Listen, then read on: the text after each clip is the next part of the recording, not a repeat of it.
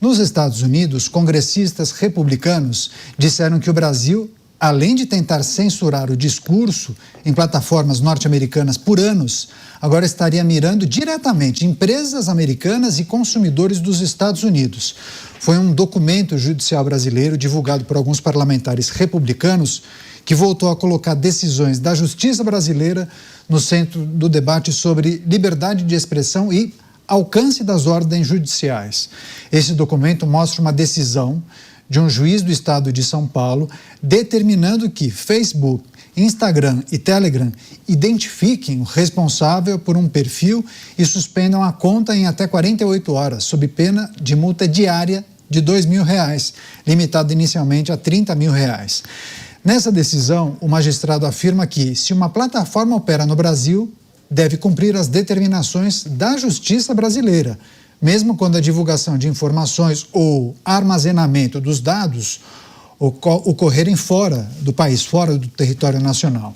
Esse texto também sustenta que a suspensão de um perfil que possa causar danos a um cidadão brasileiro é uma medida de proteção garantida pelo Poder Judiciário.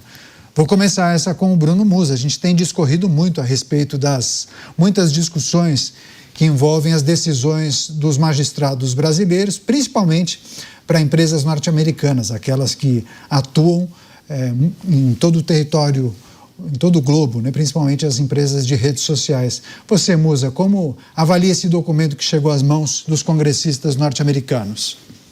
Bom, sejamos francos, não precisamos entrar em qualquer dicionário para entender a definição de censura. Se você olhar, fica muito difícil você questionar o que aconteceu no Brasil aqui nos últimos tempos. Goste você do presidente A ou B, goste você do momento econômico, geopolítico, institucional de qualquer um dos países envolvidos, quando você tem uma rede social que ficou fora por algo como um mês, que foi o caso do X, Twitter, né?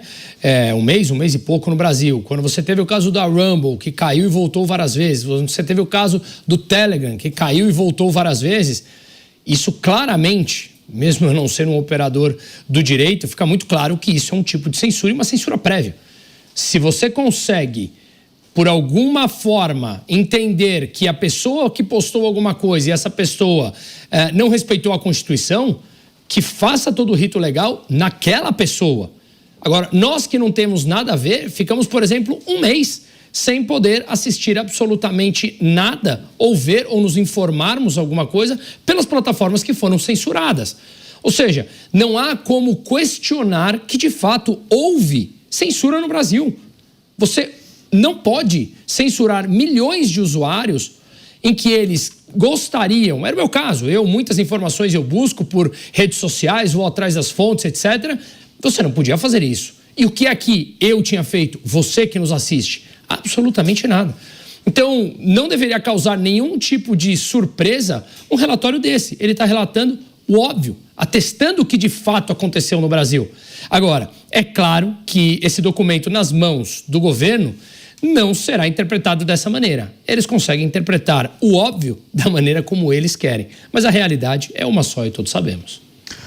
Recebendo a Rede Jovem Pan, todos com a gente aqui em Os Pingos nos Is. Muito obrigado pela audiência, pela preferência. Você que sintoniza o programa Os Pingos dos Is pelas ondas da rádio aqui em São Paulo. Você sintoniza o 100,9 da Rádio Jovem Pan.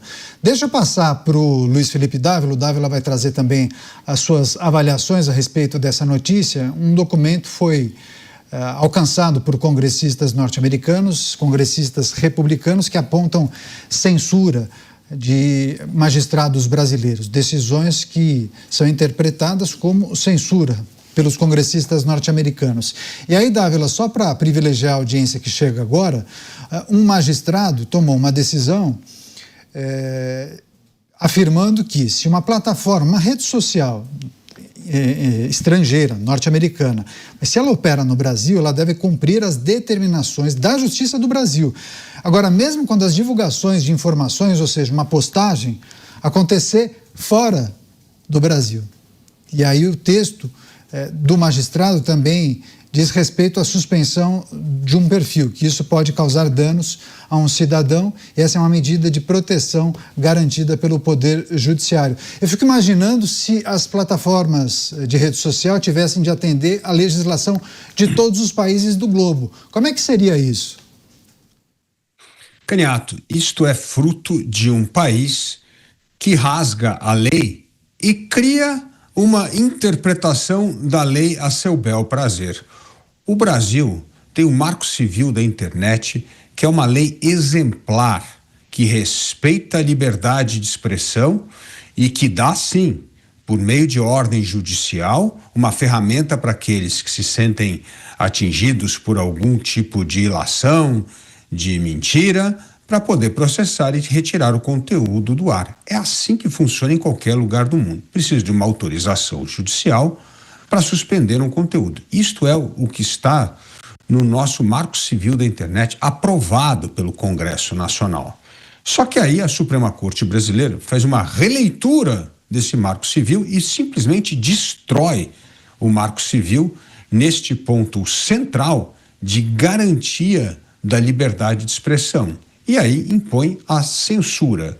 Não só a censura de opinião, como agora não é mais necessário nenhuma autorização judicial para remover, como coloca um enorme peso nas costas dos provedores, porque, na verdade, cria o problema para o provedor, porque diz o seguinte: se ele não retirar, ele será punido. Então, no caso de alguma suspeita de um conteúdo que possa atingir alguém, é evidente que o provedor vai tirar para não ter que responder financeiramente por multas ou por fechamento ou por algum outro problema, como aconteceu anteriormente com Rumble e outras redes sociais. Então, Caniato, nós não só impomos a censura, mas custa dinheiro às empresas que não seguirem a vertente da interpretação da Suprema Corte ou dos juízes brasileiros. Então, isso é algo muito preocupante, um desrespeito à Constituição brasileira, que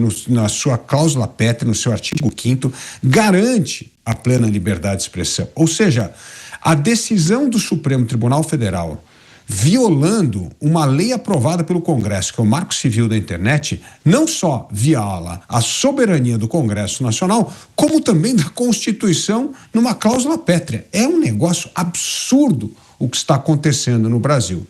Então, esta é apenas uma reação de indignação de um país acostumado com a liberdade de expressão, acostumado com esse tipo de embate, mas que entende que censura, quando se transforma não só em prejuízo para as empresas, como uma forma de cercear o debate democrático, acende sim a luz vermelha. Pois é, deixa eu só lembrar a nossa audiência que, se você quiser ter acesso a todas as informações referentes a essa notícia, o Eliseu Caetano, que é o nosso correspondente internacional, baseado nos Estados Unidos, ele tem um resumo das informações detalhadas a respeito desse caso no nosso portal de notícias jovempan.com.br. Faço o convite a você. Deixa eu passar para o Mota trazer também a análise e a reflexão dele. Você, Mota, essa notícia acende ou reacende o debate sobre a leitura de parte do judiciário a respeito das decisões da justiça brasileira, muitas delas extrapolariam, inclusive, o território nacional, quando a gente fala de ambiente virtual, né? Extrapolam mesmo, porque nem legisladores, nem a maioria dos magistrados consegue entender o mundo da tecnologia. E essa falta de entendimento não é exclusividade do Brasil. A mesma coisa acontece em outros países. No Brasil, a situação é só um pouquinho pior, porque os magistrados brasileiros, alguns deles, querem que suas decisões se apliquem no mundo inteiro. E por causa disso, entre outros acontecimentos, a rede social X foi retirada do ar do Brasil por mais de um mês. E isso em pleno século XXI. A verdade é que o Estado, especialmente o Estado brasileiro, enxerga nas redes sociais um poder rival. E olha, o Estado não está errado. Agora, a gente tem acompanhado muitas discussões aqui, Bruno Musi, inclusive há alguns grupos políticos ou alguns representantes de partidos políticos entendem que é preciso regulamentar, criar uma série de regras e balizadores para o uso das redes sociais. Inclusive, teve texto que foi ajustado, redigido, foi colocado para votação, mas houve um entendimento nos bastidores que aquilo não iria prosperar e retirar, inclusive, de votação. Como é que você vê essas discussões de bastidores que envolvem muitos parlamentares e partidos a respeito da necessidade de regular as redes sociais?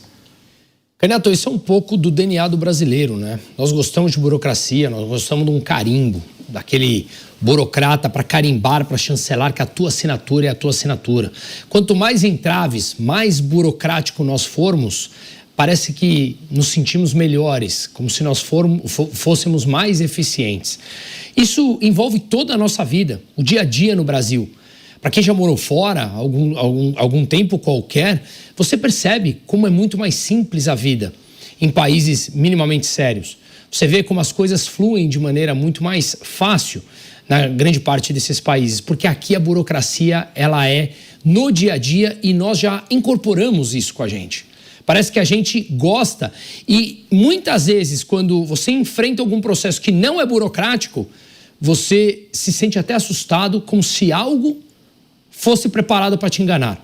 Porque nós saímos de casa na defensiva no Brasil. A gente sai com medo porque alguém vai tentar nos enganar e nos passar o pé. Sempre. Essa é uma realidade do brasileiro.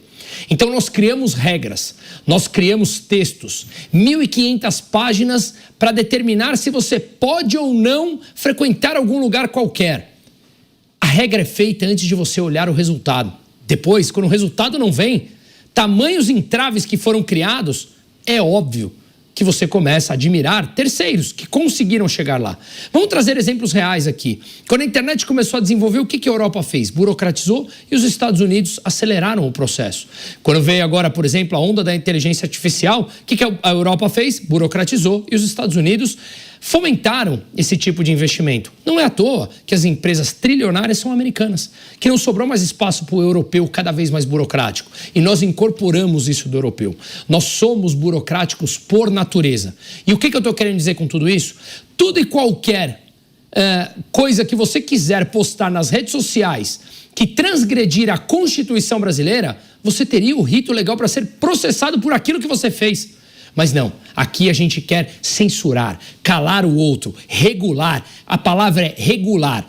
O Estado, ele atuar de maneira autoritária sobre a vida das pessoas. Parece que nós gostamos disso. E quando a gente começa a discutir a diminuição disso tudo, sabe o que acontece? Alguém se sente desprotegido e fala, não, nós precisamos de meia dúzia de burocratas para governar a nossa vida. Mas lembre-se, essa meia dúzia de burocrata, eles não querem saber o seu nome, não querem saber onde você mora, poucos se importam com o buraco que você cai na tua rua, mas sabem ou dizem saber o que é melhor para a tua vida. Cuidado. Deixa eu passar para o Dávila. Dávila, o que os congressistas americanos identificaram, ou isso que eles apontam, isso já é discutido aqui há bastante tempo, né? Muitas decisões judiciais já foram questionadas, muitas pessoas perderam suas contas em redes sociais, contas com, sei lá, centenas de milhares de seguidores. Então, já há uma leitura de que há um cerceamento da atividade, principalmente aqueles que se utilizam das redes sociais para produzirem conteúdos, de que houve, em algum momento, censura no Brasil por meio dessas decisões. Mas há também o entendimento de que é preciso alterar a legislação. Você sempre gosta de reforçar aqui o marco civil da internet.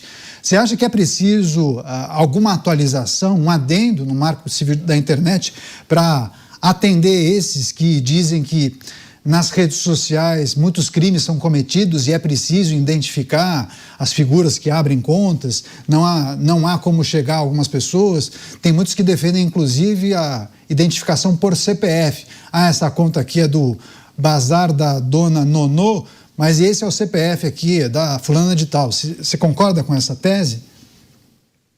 Canhato, a lei aprovada pelo Congresso Nacional é que tem que valer. E se precisar modificar a lei, este é um debate democrático que tem que ocorrer com os representantes do povo, isto é, deputados e senadores. Esse debate não pode ser feito no Supremo Tribunal Federal por um grupo de pessoas que não teve um único voto, que não representa a vontade popular. Então, é fundamental que a discussão de legislação ocorra no lugar onde a Constituição determinou, que é o Poder Legislativo. Não é para alguém, ao seu bel prazer, pegar a caneta, uma decisão monocrática ou uma decisão de um pequeno colegiado de quem não tem voto e decidir mudar a lei. Não é assim que se faz em nenhum país do mundo. Lei se modifica, se cria, se revoga no Congresso brasileiro.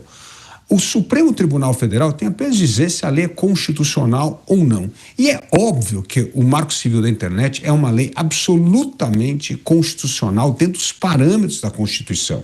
Agora, aprimoramento da lei não é feito por juízes, não é feito por magistrados, é feito no Congresso Nacional.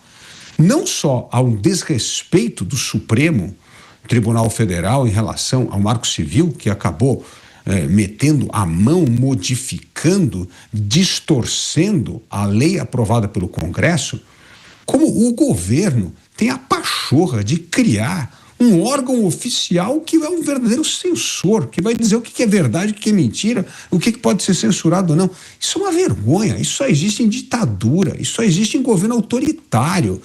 Então, este posicionamento dos deputados americanos devem estar chocados com isso. Como é que uma democracia permite criar um Ministério da Verdade, um órgão que vai dizer o que é verdade e mentira? Isso não existe em nenhum país democrático do mundo. Como é que vai acreditar num país onde a lei aprovada pelo Congresso não é respeitada pelo Supremo Tribunal Federal, que não só modifica a lei, mas cria uma versão da sua própria cabeça?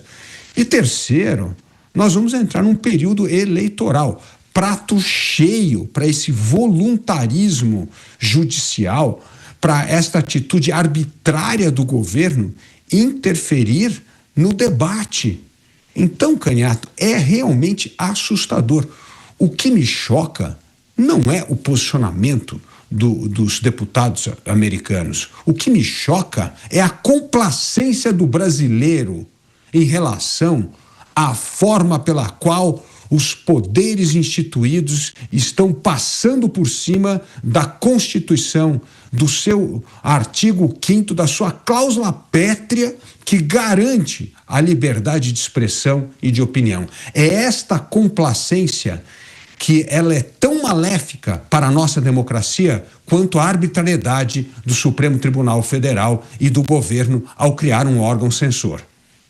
Antes de passar para o Mota, quando você diz complacência dos brasileiros, leia-se Congresso Nacional, foi isso que você quis dizer, Dávila? Não, o povo. Por que as pessoas não se indignam? Por que as pessoas não protestam? Por que as pessoas não se movimentam? Não é possível que a nossa palavra está sendo caçada, o nosso direito de expressar está sendo caçado e está todo mundo achando, mais ou menos assim, um tem medo, outro não tem. Não é assim, não. Democracia é um esporte de contato. Ou nós vamos para cima quando estamos indignados com as arbitrariedades do governo, ou a democracia vai se degenerando, definhando justamente por excesso de passividade cívica. Mota, nessa linha do Dávila, você acha que esse cenário de anormalidade não acaba deixando as pessoas meio sem saber para onde ir, qual caminho pegar, qual estrada percorrer? Eu acho que as pessoas, em geral, conhecem os caminhos, Canhato, sabem muito bem. Inclusive, as pessoas do Estado brasileiro que escolheram criar essa democracia da sua própria cabeça. Eu tenho dificuldade de acreditar que pessoas extremamente cultas, muitas delas professores universitários com livros publicados sobre direito, não entendam o que elas estão fazendo. Eu acho que elas entendem muito bem. Elas estão aproveitando uma oportunidade de ocupar poder da forma que elas acham que é mais proveitosa para elas. contando com uma situação que elas esperam que seja permanente. Isso está à vista de todo mundo.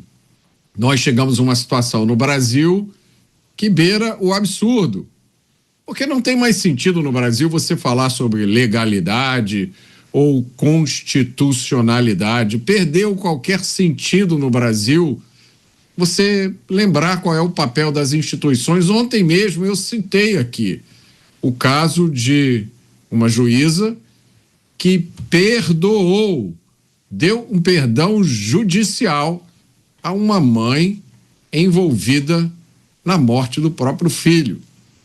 O outro juiz que condenou pai e mãe à prisão pelo crime de educar os filhos em casa. Nós temos decisões dos maiores níveis do sistema de justiça brasileiro que são frontalmente contrárias ao que está na Constituição. Nós já tivemos e continuamos tendo parlamentares investigados e processados e punidos pelo que eles disseram na tribuna, mas está escrito na Constituição. Os parlamentares têm o direito de dizer o que quiserem. Eles têm uma coisa chamada imunidade parlamentar. Nada disso vale mais no Brasil. Aí a pergunta que a gente tem que fazer é: o que vale então? O que restou disso tudo?